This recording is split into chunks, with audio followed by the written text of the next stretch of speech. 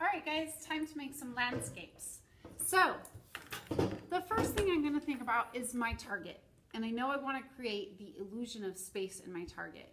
And if I look up there, it says by overlapping. That's the first thing. So I've got to think about incorporating some overlapping into my work. And I'm going to do that right away with step one.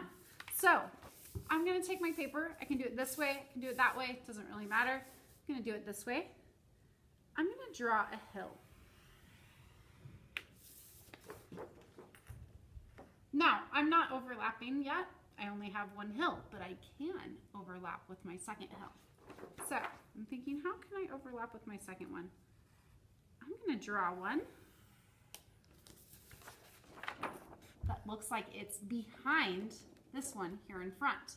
Now, I'm using a super dark line so that you can see it on my video, but I want you to keep saying in your head, draw it light until you get it right. So when you draw these lines, you're going to barely touch it with your pencil. Now, next, I'm going to look at my target again, foregrounds. So with a foreground, I want to make it big. And we saw that in our examples. Now, what I make big in my foreground is up to me. So to help me come up with ideas, I'm always asking myself questions. Like, what kind of activities do we do in the wintertime? What kind of things do I see when I'm walking outside in the winter? If this is a winter landscape, asking myself these questions can help me come up with stuff to put here. So one obvious answer is, of course, trees. And I'm imagining in my head a nice pine tree, maybe even a pine tree with some snow on it. Now, I'm thinking about how I want to make that pine tree big. In fact, I can make it so big it goes off the edge of my paper. I'm going to put a mark right here because I know I want it to go up to the very top of my paper, and a mark down here so that I remember to fill up this whole space with my tree. And I'll show you my tree when it's done.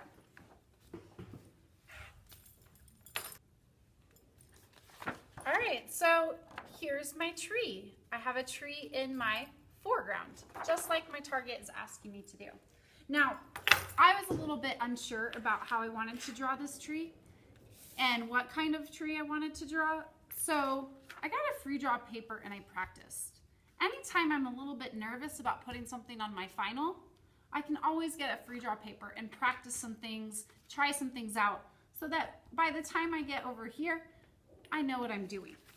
Now next, I have to think about something here. Through my tree, I see a line.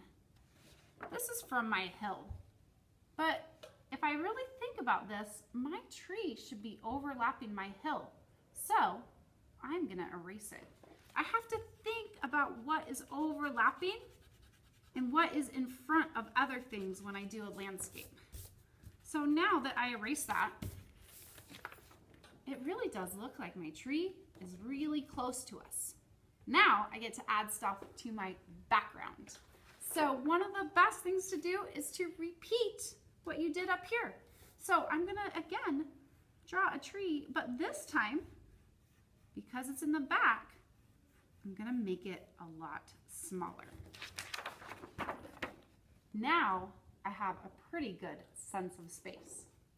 When I have a foreground and a background and any other details I want to put in there, I don't have to stop here. I can keep adding stuff as long as I think about making things big in the front and small in the back. I can add whatever I want.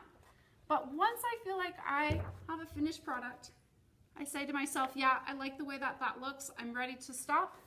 I'm going to outline it. I'm going to outline it in my black oil pastel.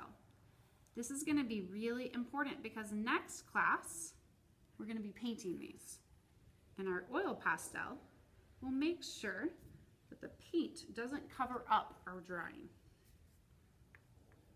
All right, I'll show it to you when it's done.